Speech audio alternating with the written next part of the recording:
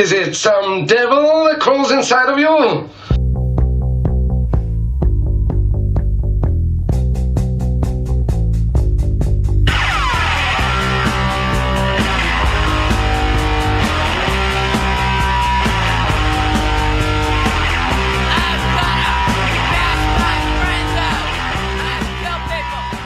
God, it is hard getting anything done. I don't know how anyone does anything ever at any time at all. It is so hard to find motivation, like in general.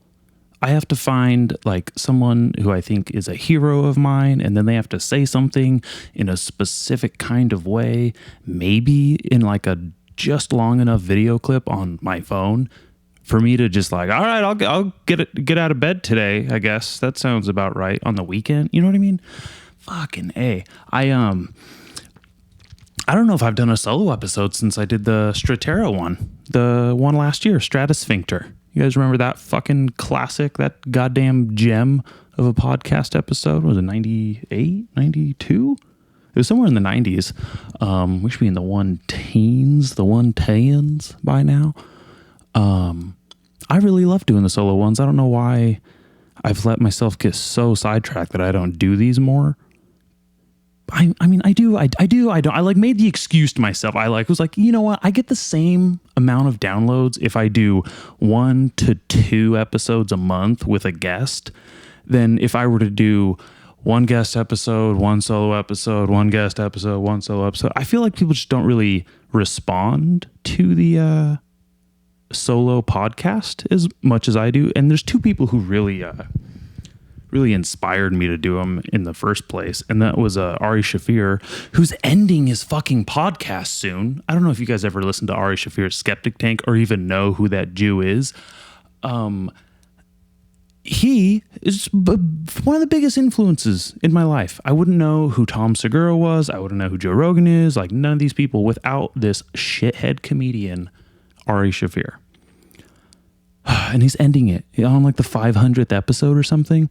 You know, more power to him, respect to him. But if I ended this podcast, I would just have to start another one by a new name. And it's just like, that's stupid. I mean, I could have a couple different episodes of a couple different shows or just name a couple of the Bad Etiquette podcasts, something, you know, like the Map Brain. You know, that's a whole nother separate podcast, but I just do it under the umbrella of Bad Etiquette. You know, it's great. I haven't done one of those in a goddamn lifetime either. Man, someone heard that burp right now and was thinking what I used to say when I burped on the podcast. Also, apologies. This is the Bad Etiquette Podcast with your host, Dallas Bronson, coming at you in my new home office, recording studio / library / study / den.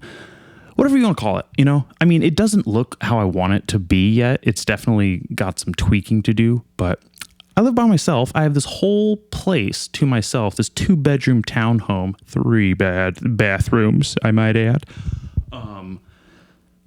And it just, you know, when you imagine yourself living in your own space, it's going to be decorated, it's going to be perfect, going to have the shower curtain you want.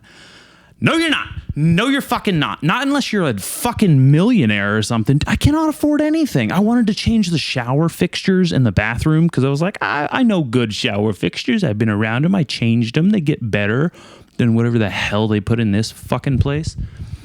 I can't even do that. I don't even shower in the master bedroom bathroom. I go somewhere else. I go in one of the other bathrooms. It fucking sucks.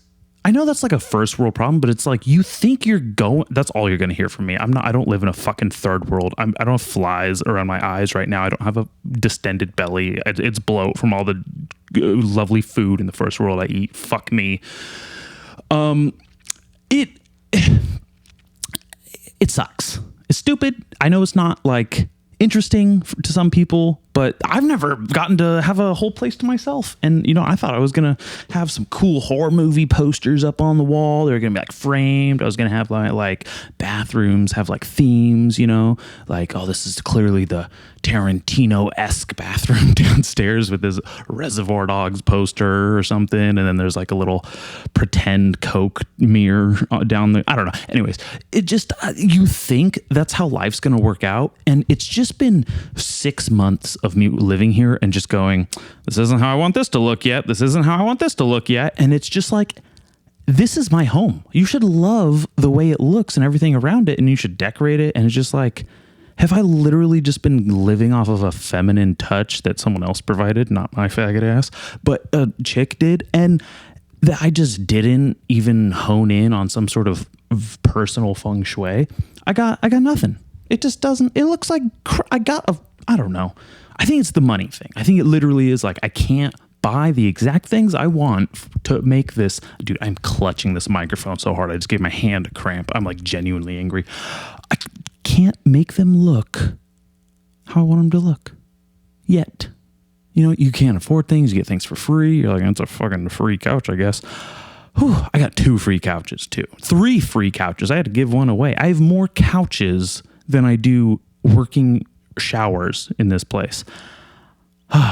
I got a free chair. I got a pretty like nice free chair. Got it. It was just sitting on the sidewalk. My friend Sarah sent me a message, said, hey, this chair was for free earlier. I think if you want it, it's on this corner. And I went over there and the dude, I forget his name, but he was giving it away. It was nighttime. I was like, dude, and just yelling out of my 4Runner, like, you getting rid of this chair, man? He's like, yeah.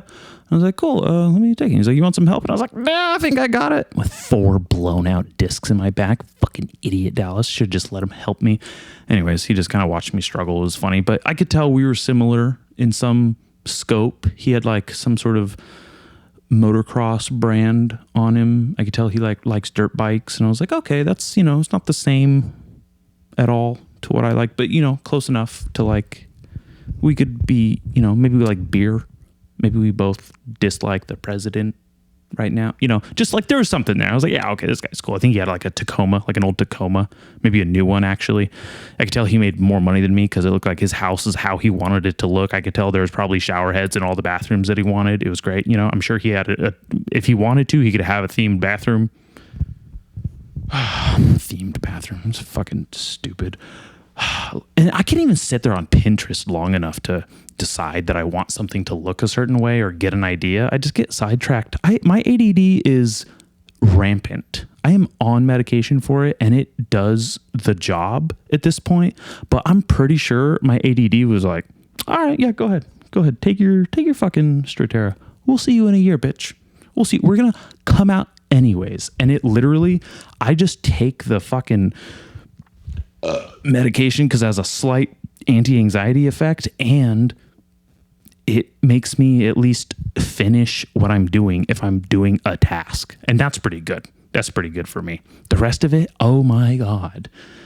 I feel like it is not receptive necessarily, but I think the ADHD is it's pure evolutionary in my soul DNA, in my old fucking Viking blood in here. I don't know if I was a Viking in a past generation. I don't know. I don't even know if I'm related to those ones. Knowing the size of me, I'd be like, yeah, maybe, I have a pretty large skull. I saw a picture of me and my friend Caleb recently, and Caleb's an average male. Not that he's average, like he doesn't do much with it. I'm saying like he is, of average height, he's skinny, but he looks normal. He's a normal guy, young man. My head looked like I could eat his head for like breakfast. What the hell? I'm surprised people don't like shoot spitballs at my head and the near misses get caught in orbit around the size of this skull. And I don't know if it's like my ego inflating my head physically by some literal standard, or if it's just I'm so smart, or there's just so much dumb garbage in this brain. Like all it is just fucking useless skateboard tricks and facts and old videos that I just can't remember doing. I went to the Napomo skate park recently.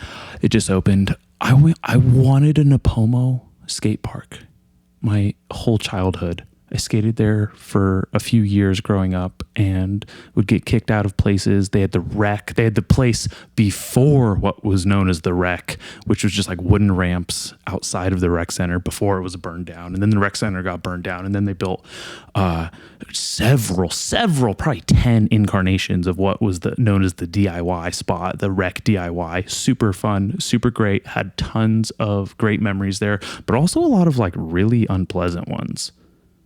I remember starting this podcast and my friend Matt Diaz had passed away. He was leaving the wreck. He was unfortunately a victim of a car hitting him when he was skating home. It wasn't a hit and run, but like I know the guy is probably living his life fucking just fine out there. Anyways, sorry to get a little heavy on myself there. And every time I went there, I was hurt. Every time I went to the rec, it was like I was too hurt to skate. And I realized that I've been too hurt to actually skate how I want to or how I could pretty much longer than I've been able to actually skate. There's nothing worse. Someone asked me what the worst pain I've ever felt was. This back, number 2. This fucking back, 4 herniated discs in my spine that I've been dealing with. I got a corticosteroid shot in February, and I think it's finally starting to wear off. My right foot's getting numb and tingly, but that's the number 2 most painful thing of my life. I used to not understand how people would get addicted to opioids or pain pills or drugs or things like that, because I'm like, if you're just in pain, like you just got to suck it up. Dude, if I would have slipped into some sort of fucking Oxycontin coma, I would not have been surprised. It is so painful. There's the number one thing that hurts, not being able to do what you love. And with this back pain, that causes I can't skate.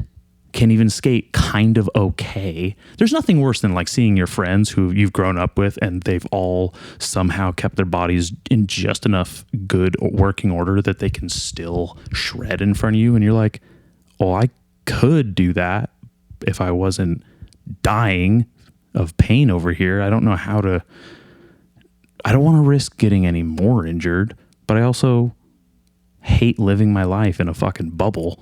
You know what I mean? That shit sucks. Can't skate. Jiu-jitsu, had to put that off for a whole year because I knew that I was just going to tear it up. I actually went back to jiu-jitsu in May. Was it May? It is May now. Maybe April. It was April. It's been fun. It's been nice. Good time. I can tell I can't do everything I used to be able to do, but there's still enough fun in jiu-jitsu and enough of a retention of things that like, I'm good. I'm not getting killed over here. I can't, submit people like crushing it like I might have been able to do at one point. That's another thing is what really sucks is when you're stuck in like a vacuum and you can't progress your jiu-jitsu, you can't progress your skateboarding, and you watch other people surpass you. And you're like, fuck, this dude was a white belt when I met him and now he's a higher rank than me. That shit sucks. I saw this guy recently on my Instagram. He just got promoted to his brown belt. Super stoked for him. Fucking, he was a blue belt when I met him. I for those of you who don't know, it goes white, blue, purple, brown, and black. And most of the time for black belt, you're looking about a 10-year commitment to martial art, a Brazilian jiu-jitsu, that is. The rest, I don't fucking know. I think they just hand that shit out. But it's a serious commitment. It takes fucking physical toll on your body.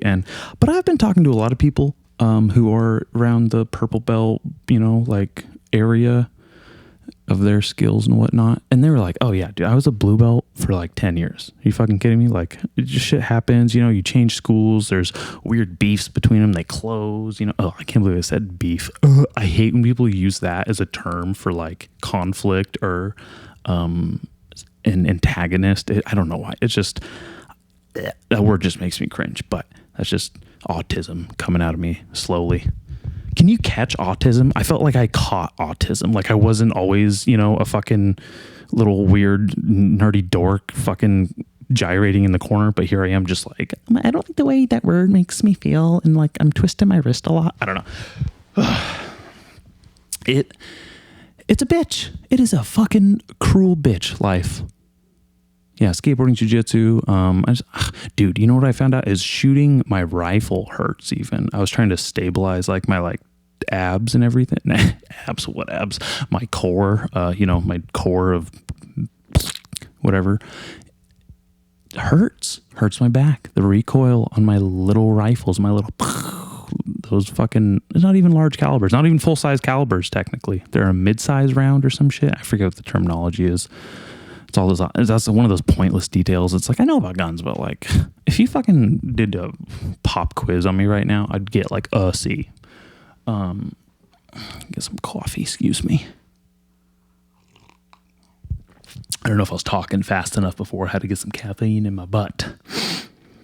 Yeah, so that's kind of been a huge bummer, not being able to go to like a metal show or a hardcore show and mosh, because there's going to be some fucktard like doing that gay ass hardcore dancing spinny dumb shit.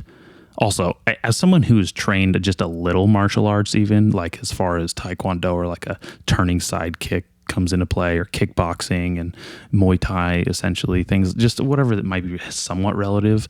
If someone's going to be throwing a spinning kick around me, or roundhouse kicks or back fit or like any of that, it's like, I'm going to do that to you back, and it's going to turn into a fight, and one of us is going to get knocked down to the ground. And even though I'm in pain, that's my favorite place to be, with someone is on the ground. I want to rip your fucking knee in half, bitch.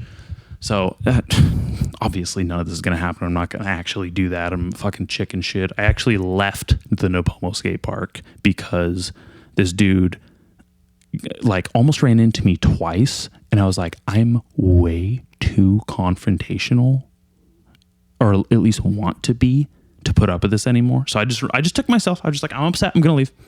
Got in the car and said, babe, I'm gonna go. This guy, he hit my skateboard over there when I was stretching, and I was like, okay, that's my bad. Maybe I shouldn't have left my board there. You know, you were doing a lip slide across the entire channel. I didn't know anyone was even capable of doing that here yet. So excuse me. I didn't mean to hang out right there. And then I was just carving around some, quarter pipes, some tranny, ripping up some tranny. You can say that liberally about skateboarding. You can't use tranny if you're talking about the T's, but tranny skateboarding, you can fucking with impunity. So and of course I had to fucking get off my skateboard. I had to jump off because he's carving around the other side. All of the sudden, it's like, do you not fucking see me, dude? I'm being polite, and I don't have to be polite. I am bigger than you. I am angrier than you. I have less to live for. I'll fucking skin you at this park right now. I don't care. I don't even know who you are. Why are you in my Nopomo? You know what I mean? I haven't lived there since I was 12, 13 years old, but to me, that's home. You know what I mean? When I go there, I'm like, hey, I'll have the usual. Like, that's the feeling I get of like, hey, what are you doing in my town? That's just that's how I feel. I know some people might be able to relate to that, might not be able to, but it was that. And then like, when you see someone that's like a mutual friend of your friend, you're like, oh yeah, like we're friends because we both know this guy. And then you see them, this third party without your mutual friend, like the main friend that connects you's gone. And you're like, oh, do we say hi now or not? So I kind of tried to like, be like, what's up? Catch a little wave, like, what's up, so-and-so? And I got the shine. I got nothing. And I was like, oh, okay, I see how it is. We're not cool unless our friend is around. So we're not actually friends. We've been reduced to just acquaintances. So that really sucks when you're somewhere and you're like, okay, I feel uncomfortable now because shitbag is over here and fucking getting cut off over here by the other dude. So I left. I wasn't having a good time. My back's killing me anyways, as you might have heard before. I don't know what to do, man. I want to do the things I love, but it is so taxing on my body. So I don't know what to do for fun and what I enjoy. I don't get joy out of a lot of things, and I really have to distract myself. And it's terrifying. I don't know what to do with my, like, I know someone's like, oh, just get a fucking hobby, but it's like, I don't even want to do something. Like, the things I want to do, I can't do. I don't want to fucking add something else. You know what I mean? It's just like, I gotta have another thing. And it's just, I don't know. I feel as though maybe it's like the generation we were brought up in, I'm like primetime millennial age, 28 years old. So it just, maybe it's like we were so used to being able to do what we wanted because our parents were like, hey, just, don't shoot up at school. And so we got to like play video games if we wanted, or we got to go skate if we wanted. Then now that we're adults and we can't do those things, I am just throwing a temper tantrum. Also, I know there's like some old bitter ass motherfuckers that are like, well, that's just life. You grow up and you can't do the things you used to like to do. You have to go to work and pay bills and watch your wife get fat and hate your kids and get cancer and die. And that's life. And those people are so unhappy because, I don't know, they're fat themselves or their dick doesn't get hard. I don't know. Those guys are so negative. Just don't let them weigh you down. Those are not people you want to be. You got to follow the people in life that have arrived in a place you'd like to be in the future. I like taking advice from people who also might have gone through something similar, but have arrived at a very likable place where they get to do fun things. But that's I think comparison is the thief of joy. I forget which like famous person that said, but it's a big quote. Comparison is the thief of joy. And it is, because I'm sitting on social media constantly and I'm just looking and I'm like, well, wish I could go do that. Wish I could go skate that park. Wish I could go fucking hang out with friends that wanted to skate. Oh, look, there's my friends taking pictures together. Wish my friends fucking would acknowledge that we are friends and maybe made it. I don't know what I did to people, but I was looking, I haven't had a tagged photo. I know that's not everything, and social media is not everything. And I have bonds that you can't represent just through photos on Facebook or Instagram. But is it my face? Am I prettier than my friends? Or they think I'm so ugly, they don't want me in the picture? Or like I don't know what it is about what I'm doing. My friends will not just have photographic evidence that we hang out and do things. And then when I'm gone, they all do. And it's like everyone else they hang out with and they do that. And I go, what the fuck? Like, I know we had a good time, but I feel like you're secretly hanging out with me. I feel like the ugly, fat side chick of my friends. That's what it feels like. I feel like the fucking ugly, fat side chick that like the guys banging on the DL. That's what my friends make me feel like. And that sucks. And I know that's such a childish thing to be upset about, but I'm a fucking child. What? It's like, I already can't do the things I love to do. I can't even be shown with the people I love to hang out with. What the fuck? The fuck is your guys' problem? So if you guys have a photo of me that exists and that we took together, just send it to me. I'll post it. You don't need to. I understand for some reason it conflicts with your algorithm or what you want to have on your profile. Send it to me. I want people to think that I know people or have a friend anymore, because sometimes I don't feel like I do. If I were to get married next week, I'm not sure who I would put as like a groomsman or a best man. That role doesn't really exist in my life anymore. I'm only 28. I thought by now I'd have like lifelong best friends. They're there. They're fucking solid, rocking, in place. Like, I have people that have come to mind, me just saying this, but they don't live anywhere near here. They don't live within a 5-hour radius. Shit sucks. Maybe I need to move too. I wonder who would miss me if I moved really far. Well, I guess I did do that. I don't remember people missing me a whole lot. God, maybe I should kill myself. Anyways, I'll get another episode out before I do that. But man, you guys, have you ever been sick? And I mean, I'm sure you've been sick. We all got COVID, right? Excuse me. And to me, it feels like I got sick recently, and I never get sick.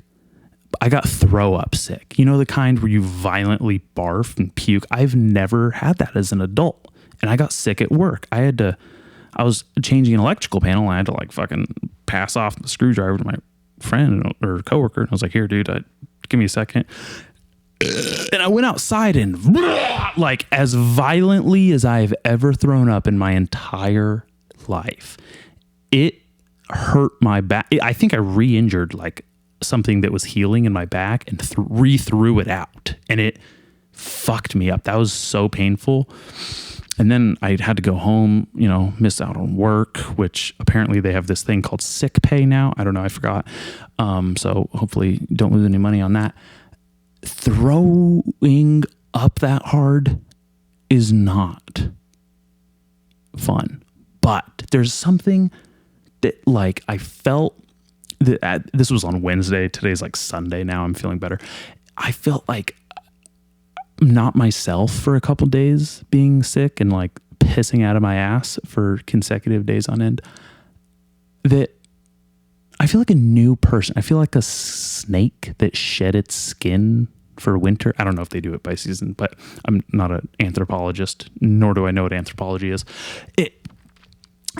I feel like new. I feel like refreshed. You know what I feel like? You guys ever watch the first Hellraiser? When like that chick's bringing him people to kill or eat or whatever, and he's slowly like growing his body back, and it's like first he has like muscle tissue, and then he has like blood vessels, and then it's finally like some of his like face is back, and he has like eyeballs. It's like that's how I feel. As I feel this year, this going through the breakup in November with Kylie. Shout out to Emotional Turmoil guys. For anyone who doesn't know, we're no longer together. You've been living under a rock. Also, what the fuck is that? How come when you break up or go in a big breakup, it's like people secretly take sides and then they just stop talking to you? And like, I don't know what the hell I did to anyone. I didn't break up with anyone else, but there's sure is a lot of people that just decided, or maybe they had already secretly decided that they were on this person's side, the A or B person's side in the relationship. So they're like, when it's over, we're going to A group over here. Fuck B group. I'm in red corner. I don't do that blue corner bullshit anymore. Blue corner can go be a whore or whatever he wants to do. Like they just have this.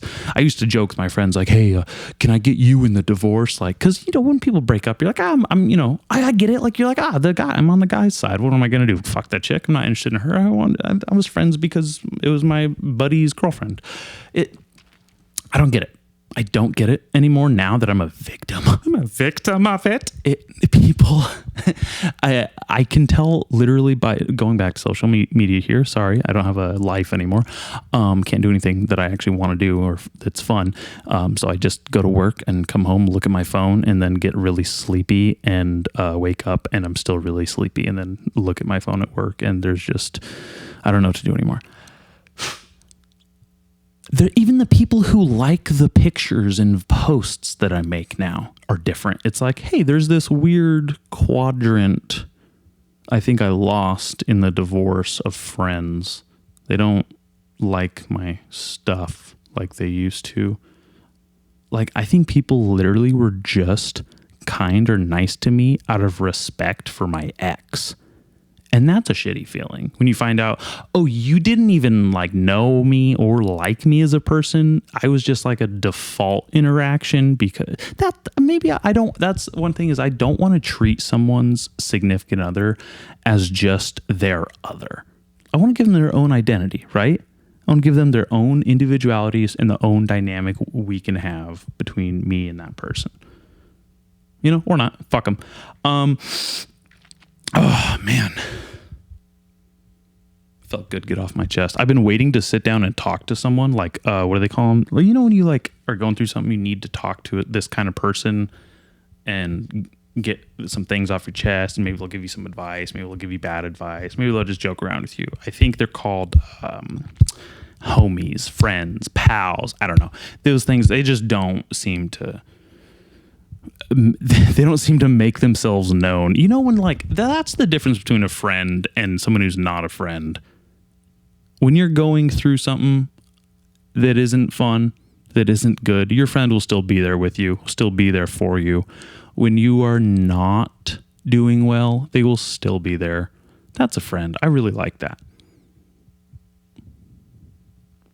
It's the people who are around only when you're doing well. They're kind of fakers. So when you're partying and celebrating and having a good time and stuff like that, take a good look at the quality of friendship you have and think, if one of us was going through something bad, would I be there for them? And would they in turn be there for me? And vice versa. I think it's a really normal adult thing to do to take inventory of the friendships and dynamics you have and kind of clear out that spam folder of those things you're not interested in being friends with anymore. People that are just not helping move you along in life and aren't moving along in life themselves either. Kind of antiquated. Gotta get the people who have really like just become stagnant, get them out, get the stagnant people out. Don't become stagnant yourself either. This is a way to help yourself prevent becoming stagnant. People who value like just getting fucked up or just, like just doing things bad for them. You need people who like doing things that are good for them. You need to surround yourself with those positive people. And even if they're your friends who are kind of wanting to try and get into something more positive, encourage them. Be a good friend. Be happy for someone else's happiness. And just I think that's a good start. Sorry to get all fucking emo on you, but I've just been sitting on all of this stuff, just swimming around in my mind and my brain, unable to let it out, unable to talk to someone about it with that no one's like readily available in any capacity. Like I got to go to work and I got to come home and I don't even have the time or energy to get this out. This is just like a rare moment on a weekend. I don't know, man.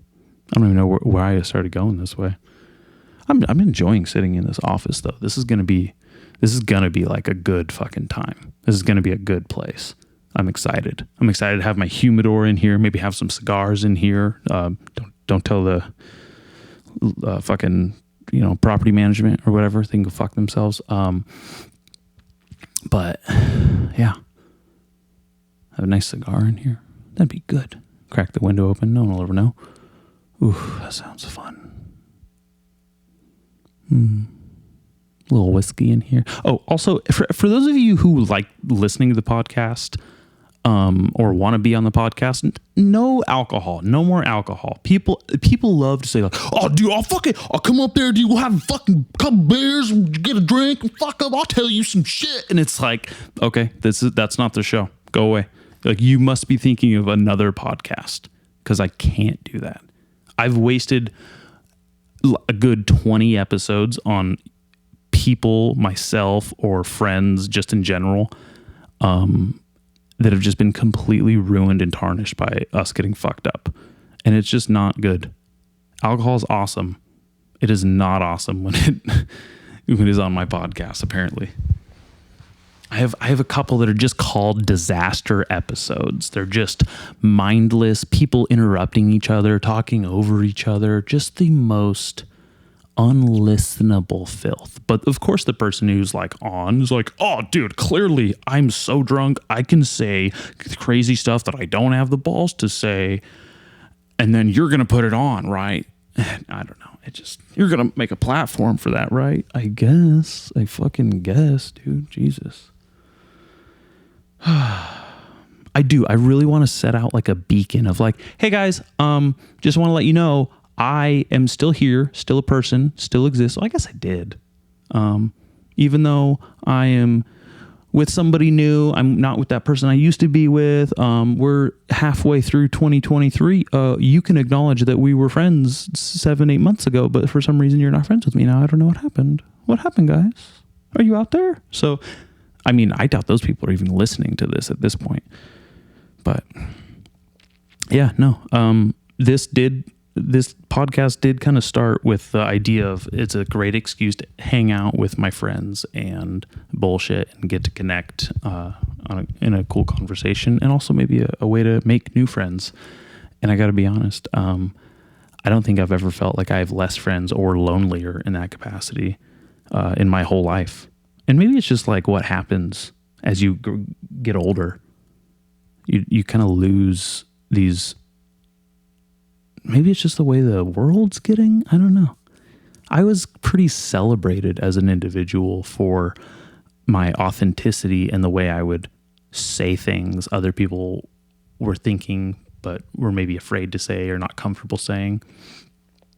And I think, ironically, that has alienated me so much away from people who are willing to like be fake and do like generic things with each other, that I just don't have the friendships and camaraderie I want. So Jesus, coughing on my own sadness. Yay! Oh man. I've also been pretty busy with school. Never thought I'd say that. I work full time and do electrical training, online school for electrical training. Yeah. 101 and 102. Just finished 102. Been in school for 5 months. It's been pretty cool. Got the next month off, so that's going to be hopefully a good time to find some friends again and reconnect with some old ones and strengthen friendships going into the end of my 20s, early 30s here now. So we could do that. That'd be nice. I am spending a lot of time with this new partner too. She is fantastic. Ironically, I am very lonely in a friendship department, but in like a romantic friendship department, I've never felt better in my life. I've never felt this kind of love. I've never had this kind of affection, and I've never like felt like I wanted to be better and do better for something more. It has been so satisfying and so uplifting. And I know that's just like this cruel balance of the world because I have this deficit in organic friendships and like satisfying friendships. But 'tis life. 'Tis life, man. Like nothing's ever perfect. Like I bet if I could do everything I wanted to do, if I could go skate, go to mosh pits, go fucking shoot guns, go to jujitsu, go do, go hike and be like in shape better and whatever. If I could do all of those things, I probably wouldn't have a good relationship right now. Maybe that would be the trade-off. It's a world of trade-offs, I now have a place of my own, and I have privacy, and I have this sanctum sanctorum, essentially. But now I have no money because I pay for it every month, and now I'm like, oh, well, shit. Maybe that's it. I think money really is the answer to everything. People say money isn't everything, but it's like, well, if I had more money, I could have an excuse to go do things with people that are friends. Maybe I could even pay for friendships, essentially, where it's like, oh, dude, you don't have money? I got you. Come on. Like, I'm so thankful for the friends that really provide and like help out other friends that are not in a good financial situation, or maybe like just like, oh, I don't have that kind of money right now. They're like, no, I got you. Those friends have kept me afloat my entire life. And now, I don't know. Now I don't have money for them back. Maybe they're not around. It's kind of dark, kind of weird, but it does. And everything I want to do, it's just like, well, if I had better money, maybe I could do better therapy for my back. If I had more money, I could go drive to Napomo, go skate with those friends more, maybe have more access to them. Oh man, I could afford gas to go to jiu-jitsu more when I wasn't going as often because gas was so expensive.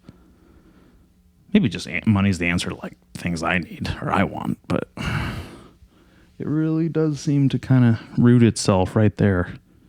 The almighty dollar. Yeah.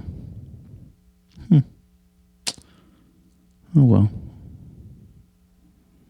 I mean, things have been pretty interesting. I'll tell you what, when you're penniless, like I've made myself now, it is very immediate.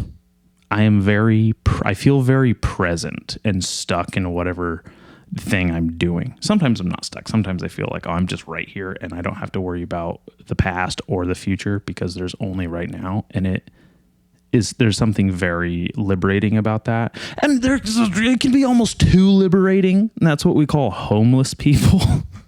A little too liberated, where it's like, you're just worried about the hole in your shoe that's on your foot right now and like the next possible meal or the next possible drug fix. Like there is nothing else beyond that. There is maybe some dwelling on the past when you're sitting there in my drive-through, but holy hell, I gotta imagine homeless people have to be the most present, immediate people when they're not completely blasted on drugs, mental illness, or alcohol. But I mean, have you really ever met a homeless person that's just like, oh, hey man, just down on my luck, hobo, just can't seem to figure the whole money, job, housing situation right now. But like every time I see a homeless person now, they're like, and it's like, oh shit, get the fuck away from me. Like I don't know if mental illness causes homelessness or homelessness causes mental illness. Because I gotta imagine there's an overlap there, right? Where it's like there's enough crazy in people that people don't want you in an apartment, so they kick you out, and they don't want you at the job, so they fire you, and they don't want you in the jail, so they release you, and they don't want you in their city, so they bus you somewhere else, and then you're just stuck homeless because you're like, I couldn't possibly break back into society. I'm deemed too crazy. And then there's got to be someone who's like, I'm down on my luck. Damn, this is month 3. I'm fucking losing it. And then they're like, you know what? I don't have anything to lose. It's not like I have a home or a job or anyone that loves me or a fucking kid with me. You know, my dog's not going to judge me. I will try the heroin. Let me see that. That's going to make me feel better. Thank God I haven't felt good or better in months. And then you pretty much get stuck in that cycle, I bet, in that loop. Oh man, I feel really bad for homeless people until they make me uncomfortable, and then I'm like, okay, sucks to be you, bye. And then I drive away in my 20-year-old vehicle that is literally like one malfunction away from making me homeless. So, you know, I'm sure if karma's real, they're gonna come fuck me in the ass, but let's hope not.